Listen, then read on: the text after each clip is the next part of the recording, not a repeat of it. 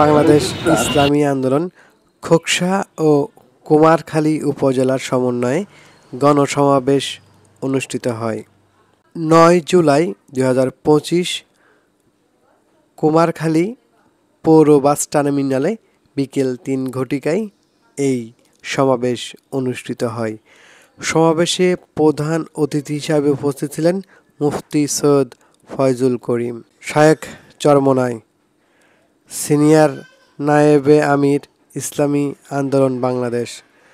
উক্ত গণসমাবেশের সভাপতিত্ব করেন খোকসা উপজেলা ইসলামী আন্দোলনের সভাপতি ও খোকসা কুমারখালী ৪ আসনের সংসদ সদস্য পদপ্রার্থী মনোনীত সংসদ সদস্য আলহাজ মোহাম্মদ আনোয়ার খান এবং বিশেষ অতিথি হিসাবে উপস্থিত ছিলেন মাওলানা গাজী আতাউর রহমান, মাওলানা নুরুন নবী আকরাম, মাওলানা আরিফুল ইসলাম, মুফতি করিম আনোয়ার সহ জেলা এবং স্থানীয় পর্যায়ে বিভিন্ন নেতৃবৃন্দ উপস্থিত ছিলেন। বিস্তারিত দেখব আমরা রিপোর্টে।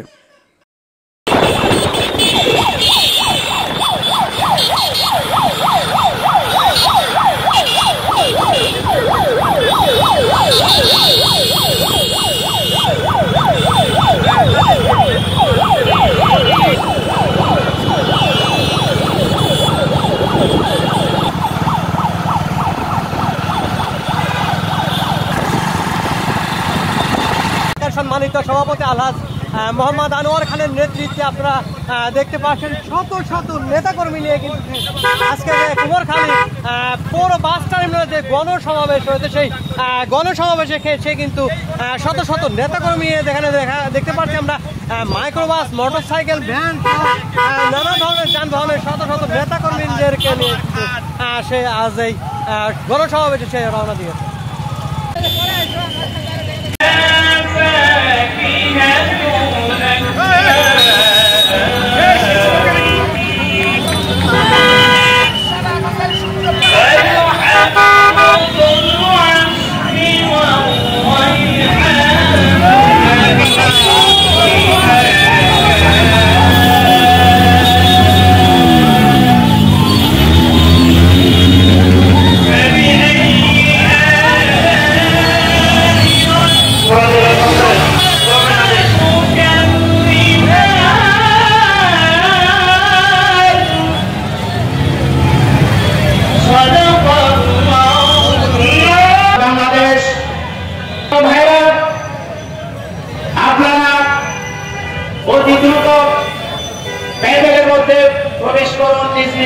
আসন গ্রহণ করুন।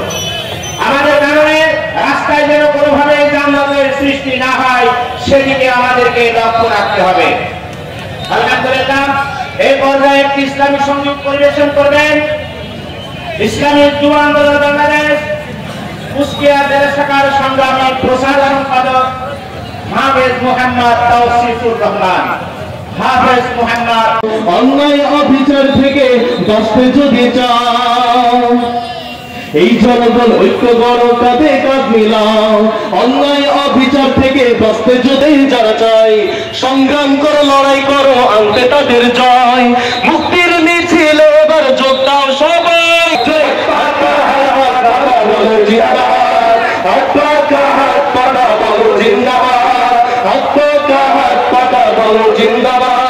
এই নেটওয়ার্ক শাখার নেতৃবৃন্দ সকলকে ইসলামী যুব আন্দোলন বাংলাদেশ খোকসা থানা শাখার পক্ষ থেকে বিপ্লবী শুভেচ্ছা অভিনন্দন। সংগ্রামী সাথী বন্ধুগণ, আমরা ২৪-এর ছাত্র জনতার অভ্যন্তরে যেই স্বাধীন পেয়েছিলাম, আমরা মনে করেছিলাম আমরা মনে হয় স্বাধীনতা পেয়েছি, কিন্তু আরেকটি স্বৈরাচারের আবির্ভাব আমাদের কাঁধের উপর যেন ভর করে হচ্ছে। তোমাদেরকে হুঁশিয়ার করে দিতে চাই, কুমারখালীর ভিতরে যদি কোনো আবার বিভ্রান্তি করার চেষ্টা করো, তোমাদেরকে এর থেকেও কঠোর ভাবে এদেশ থেকে পলায়ন করতে বাধ্য করব। অতএব আমরা খোকসা কুমারখালীতে এমন একটি নেতা পেয়েছি যার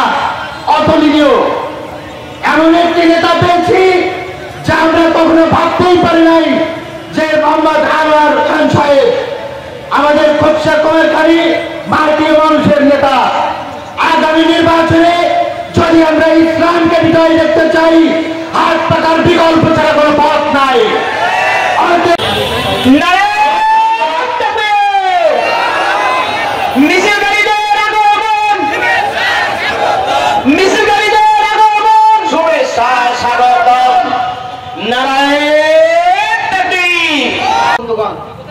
আপনার হওয়ার পর থেকে আমরা দেখেছি। প্রিয় সংগ্রামী সাথী ও বন্ধুগণ, আমাদের এই বাংলাদেশ স্বাধীন হয়েছে 54 বছর। এই 54 বছরে আমরা কি পেয়েছি? এই 54 বছরের ইতিহাস অন্যায়ের ইতিহাস, 54 বছরের ইতিহাস বৈষম্যের ইতিহাস, 54 বছরের ইতিহাস জুলুমের ইতিহাস, 54 বছরের ইতিহাস দুর্নীতির ইতিহাস, 54 বছরের ইতিহাস টেন্ডারবাজির ইতিহাস, 54 বছরের ইতিহাস চাঁদাবাজির ইতিহাস, 54 বছরের ইতিহাস গুমের ইতিহাস, 54 বছরের ইতিহাস খুনের ইতিহাস, 54 বছরের ইতিহাস ধর্ষণের ইতিহাস, 54 বছরের ইতিহাস মানুষের উপরে অন্যায় অবিচারের ইতিহাস। ঠিক আছে, মানুষ এই অন্যায় থেকে বাঁচতে চায়, মানুষ মুক্তি চায়। সুতরাং যেই সমস্ত দলগুলি 54 বছর শাসন করেছে, এই দেশের মানুষকে শান্তি দিতে তারা ব্যর্থ হয়েছে। এই ব্যর্থ সৈনিকদেরকে দ্বিতীয়বার বাংলার জমিনে আর ক্ষমতায় আসতে দেওয়া হবে না। ঠিক কারণে আমি এই কুমারখালীর সন্তান হিসেবে একটি কথা বলবো। যেদিন ইসলামী আন্দোলনের শপথ নিয়েছি পীর সাহেব চরমনায়ের হাতে, সেদিনই শাহাদাতের শপথ নিয়েছি। মৃত্যুকে ভয় করি না। আজকে ইসলামী আন্দোলনের দায়িত্বশীল বৃন্দ যখন আমাকে ইসলামী আন্দোলন বাংলাদেশ কুষ্টিয়া জেলার সেক্রেটারি মনোনীত করেছেন, সেদিন শপথ নিয়েছি ইসলামের ঝান্ডা যদি কোথাও উড্ডীন করতে হয়, আমি আমার নিজ এলাকায় কুমারখালী গুচ্ছা থেকে উড্ডীন করবো ইনশাআল্লাহ। সেই লক্ষ্য হাসিলের জন্য কুষ্টিয়া জেলার প্রতিটি প্রান্তে প্রান্তের পাশাপাশি কুমারখালী গুচ্ছা আসনে আমি আমার সর্বোচ্চ চেষ্টা করে যাচ্ছি। সংগ্রামী সাথী বন্ধুগণ, শপথ নিয়েছি এই আসনকে ইসলামের একটি আসন করব। আর সেই শপথ যেদিন নিয়েছি, সেদিন থেকে এই চাঁদাবাজদের, এই টেন্ডারবাজদের, এই খুনিদের রক্তচক্ষু আমরা ভয় করি না। সংগ্রামী সাথী বন্ধুগণ, আজকে আফসোস হয় কুমারখালী গুচ্ছার কি অবস্থা। অন্যান্য এলাকার কথা বাদ দিলাম, এই কুমারখালী গুচ্ছাতে আমরা এমন কোন দল নাই যে দলের শাসন দেখি নাই। অনেক দল থেকে এমপি হয়েছেন, উপজেলা চেয়ারম্যান হয়েছেন। কি করেছেন এলাকার? এই থানার কি অবস্থা সব বাদ দেন। আজকে এই পৌরসভা যে টার্মিনালে আমরা প্রোগ্রামটা করছি, এই টার্মিনালের কি অবস্থা? আমি অবাক হয়েছে আজ 2 দিন যখন টার্মিনাল বাসীর কাছে শুনতে পেলাম এত টাকা, হাজার হাজার লক্ষ লক্ষ টাকা ইজারা তোলা হয়, কিন্তু আজ টার্মিনালের দুর্বিষহ অবস্থা। একজন যাত্রী তার জরুরত পর্যন্ত সারতে পারে না। শুধু উদাহরণ দিলাম একটা, আশেপাশের কি অবস্থা, টেন্ডারবাজি চাঁদাবাজির কি অবস্থা। আমাদের ইজারাদার ভাইদের বলবো, আপনারা আমাদের শত্রু না। ইজারাদার ভাইরা আপনারা আমাদের শত্রু না, আমরা আপনাদেরকে ভালোবাসি। আপনাদের কাজ কতটুকু ছিল? সরকারি ভাবে যে ইজারা দেওয়া হয়েছে, কাদের থেকে ইজারার টাকা আদায় করার কথা ছিল, আর আজ আপনারা কাদের থেকে টাকা আদায় করছেন। দুঃখ ভারাক্রান্ত মনে বলতে হয়, যদি কুষ্টিয়া থেকে, শহর থেকে কোনো অটো, ভ্যান, রিক্সা কুমারখালী গুচ্ছা খরচ করে, তারা আফসোস করে বলে, ভাই আমরা তো কুমারখালী বাস স্ট্যান্ডেও দাঁড়াই না, রাস্তাতেও দাঁড়াই না, এরপরেও আমাদের গাড়ি থামিয়ে চাঁদা নেওয়া হয়। এটা কি ভাই? এটা কি ধরনের আচরণ আপনাদের? ইজারা দেওয়া হয়েছে, যে সকল গাড়ি এখানে লোড আনলোড হবে তাদের থেকে ইজারার ফি নিবেন, কিন্তু আপনারা রীতিমতো একেবারে পুকুর চুরি করতে নেমেছেন। আমি বলবো অনতি বিলম্বে এই জাতীয় চাঁদাবাজি আপনাদের বন্ধ করতে হবে। যদি বন্ধ না করেন, আজকে শুধু ওয়ার্নিং দিয়ে গেলাম, এর পরবর্তীতে কঠোর হস্তে দমন করা হয় ইনশাআল্লাহ। আজকে আমরা কয়েকটি কমপ্লেন পেয়েছি, কুমারখালী খুকসাতে বিভিন্ন ব্যবসায়ীদেরকে চাঁদা দাবি করা হয়েছে, বিভিন্ন হিন্দু ভাইদের কাছে চাঁদা দাবি করা হয়েছে। গতদিন আমার এক হিন্দু ভাই অ্যাডভোকেট খুকসা, তিনি কমপ্লেন দিয়েছেন ইসলামী আন্দোলনের আনোয়ার খান সাহেবের কাছে যে ভাই আমাদের থেকে অমুক দলের নেতারা চাঁদা চেয়েছেন। এটা কি ভাই? এই 16 বছরের ফ্যাসিজম দূরীভূত হয়েছে কি নতুন চাঁদাবাজ দেখার জন্য, নতুন স্বৈরাচার দেখার জন্য?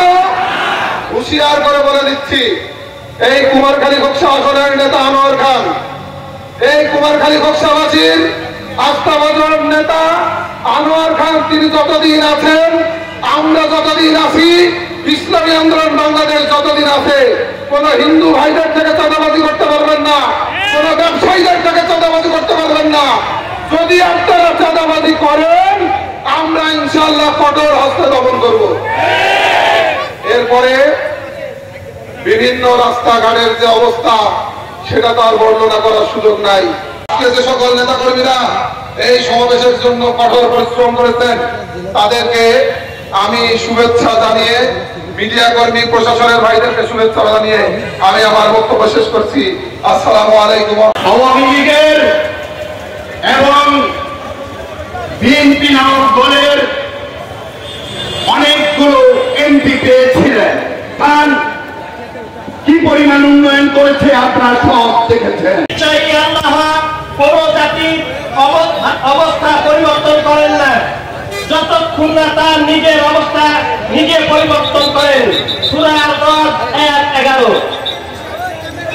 আজ 1432 বাংলা বুধবার ইসলামী আন্দোলন বাংলাদেশ ঐতিহ্য সংগ্রাম ও গৌরবময় সময়ে অনুষ্ঠিত কুষ্টিয়া জেলা অধীনস্থ কুমারখালী খুকসা উপজেলা শাখার আয়োজনে আনন্দকে যারা 71-এর স্বাধীনতা নমনীয় পরাধীন দেশকে দ্বিতীয়বার স্বাধীনতার ফুল ফুটাতে নিজের রক্ত রাস্তায় ঢেলে দিয়েছেন, আল্লাহ তাআলা তাদেরকে শাহাদাতের উচ্চ মাকাম দান করুন। এবং যারা বুলেটের আঘাতে বুক বেঁধে এখন কাটাচ্ছেন, আল্লাহ তাদের সেবা কামনা দান করুন। জাতির জন্য হুমকি স্বরূপ হয়ে দাঁড়িয়েছে। নেতা কর্মীরা বিভিন্ন জেলায় শক্তি জয়ী করতে সহিংসতা, প্রচার, ভাঙচুর ও রাস্তা অবরোধের বিভিন্ন কর্মকাণ্ডে জড়িত। জনগণের বিজয়ের পর রাজনৈতিক দলগুলোর উচিত ছিল জনগণের রায় সম্মান করা, শক্তি ও পূর্ণ গঠনের পথে চলা। কিন্তু আজ খুকসা উপজেলাবাসীর অবস্থা কি আমরা সকলেই ভালোভাবেই জানি। দুঃখজনক হলো সত্য যে আন্দোলনের পর যে চেহারা দেখেছেন তা সত্যি হতাশাজনক নয়, তা ভয়ঙ্কর। কিছু সন্ত্রাসী নেতা এখন আঞ্চলিক ভিত্তিক চাঁদাবাজি সিন্ডিকেট গড়ে তুলেছেন। দোকানপাট, পরিবহন, হাট বাজার সব জায়গায় আন্দোলনকারীদের হামলা চালানো এখন ওই সকল ক্যাডারদের সাধারণ কৌশল হয়ে দাঁড়িয়েছে।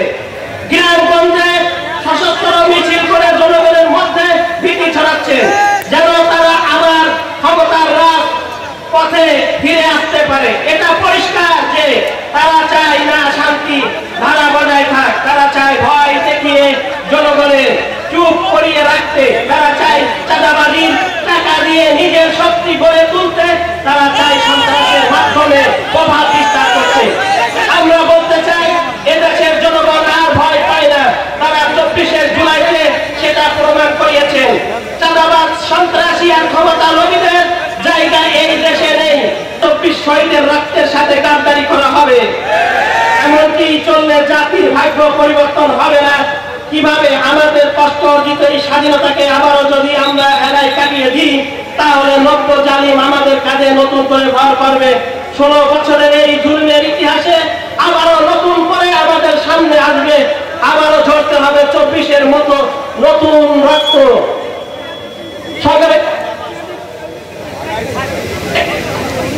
এবার খুকসা কুমারখালীর হাত পাকার এমপি হবে ইনশাআল্লাহ।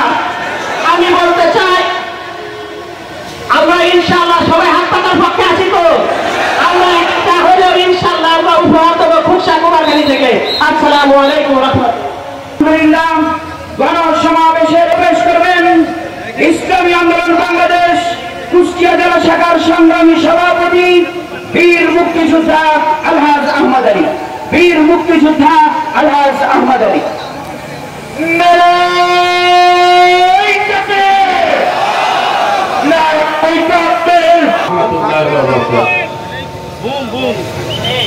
আমরা গ্যারান্টি দিয়ে বলতে পারি, বিগত দিনে যেই চোর বাটপারদের হাতে বাংলাদেশ ছিল, তারা বাংলাদেশের সম্পর্কে লুণ্ঠন করেছে, আমাদের জনগণের জন্য পরাত্মচিত অর্থ রোপণ করেছে। কি বলে ঠিক না? আমরা আজকে এই খোকসা কুমারখালী উপজাতি আয়োজিত আজকের এই গণসমাবেশে শ্রদ্ধাভাজন সভাপতি অবস্থিত আজকের এই গণসমাবেশে প্রধান অতিথি 24শে জুলাই গণঅভ্যুত্থানের অগ্রনায়ক। দেশে 92% মুসলমান ইসলাম বুঝে না, ইসলামকে চায় না, ইসলাম কি জিনিস জানে না।